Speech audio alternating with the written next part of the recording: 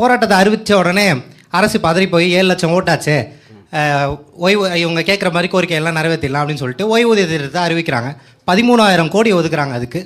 அதே மாதிரி தூய்மை பணியாளர்களும் போராடுறாங்க. தடியடி நடத்தப்படுது, போலீஸ் வேன் வருது, அரெஸ்ட் பண்ணுது. ஆனால் இது எதுவுமே வந்து அரசு ஊழியர்களுக்கு நடக்கலை, தூய்மை பணியாளர்களுக்கு மட்டும்தான் நடக்குது. கூவாத்தில் போயிட்டு போராட்டம் பண்ணுறாங்க, அதனால ஒருத்தர் வந்து உயிரிழறாரு. ஆனாலும் வந்து அரசு செவி சாய்க்கல. காரணம் என்னென்னா எங்ககிட்ட நிதி இல்லை, நிதி பற்றாக்குறையில் இருக்கும். இது வந்து ஒரு ஓட் பேங்க் பாலிடிக்ஸ்க்காக பாப்புலிஸ்ட் கவர்மெண்ட்டாக நீங்கள் ஒரு விஷயம் பண்ணுறதும், இந்த பக்கம் ஒரு சின்ன குரூப்பு பெரும்பாலான மக்கள் வந்து தலித் மக்கள், பெண்கள், அவங்களுக்காக ஒரு யூனியன் இல்லை, அவங்களுக்கு குரல் கொடுக்கறதுக்கு பெரிய ஆட்கள் இல்லை, இவங்களுக்கு ஒரு தனி அப்ரோச்சும் கொடுக்கறது எந்த விதத்தில் சமூக நீதி, எந்த விதத்தில் சோஷியல் ஜஸ்டிஸ்? இது சோஷியல் ஜஸ்டிஸா இல்லை செலக்டிவ் சோஷியல் ஜஸ்டிஸா? இதுதான் என் கேள்வி. அதாவது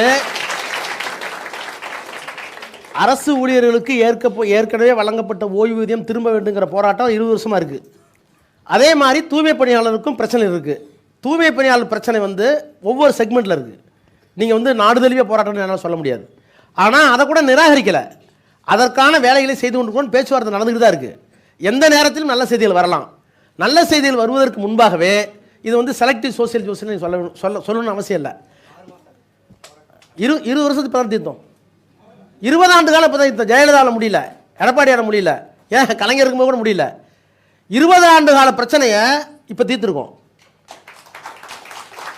அது மாதிரி நீங்கள் சொன்னீங்களா 6 மாதம் ஆச்சுன்னு. 6 மாதம் பிரச்சனை நாளை காலம் செய்யலாம். நாளை காலம் பேப்பர் பாருங்களேன், வந்தால் வரும். நடக்குதில்ல. நடந்தவைகள் நடந்தவைகளாக இருக்கட்டும், இனி நடப்பவைகள் நல்லவைகளாக இருக்கும் என்பதை உறுதிப்படுத்துகிறேன். சென்னையில் தூய்மை பணியாளர்களுடன் பேச்சுவார்த்தை நடத்திய அமைச்சர் சேகர் பாபு அவர்களின் உண்ணாவிரதத்தையும் முடித்து வைத்தார். மாநகராட்சியின் 5வது மற்றும் 6வது மண்டல தூய்மை பணியாளர்கள் பணி நிரந்தரம், 2025ஆம் ஆண்டு ஆகஸ்ட் மாதம் வழங்கப்பட்ட ஊதியத்தை மீண்டும் வழங்க வேண்டும் என்பது உள்ளிட்ட கோரிக்கைகளை வலியுறுத்தி அம்பத்தூரில் 3ஆம் கட்டமாக உண்ணாவிரத போராட்டத்தில் ஈடுபட்டனர். போராட்டத்தில் ஈடுபட்டவர்களை சந்தித்த அமைச்சர் சேகர் பாபு தூய்மை பணியாளர்களின் அனைத்து வாக்குறுதிகளும் நிறைவேற்ற நடவடிக்கை எடுக்கப்படும் என்றார்.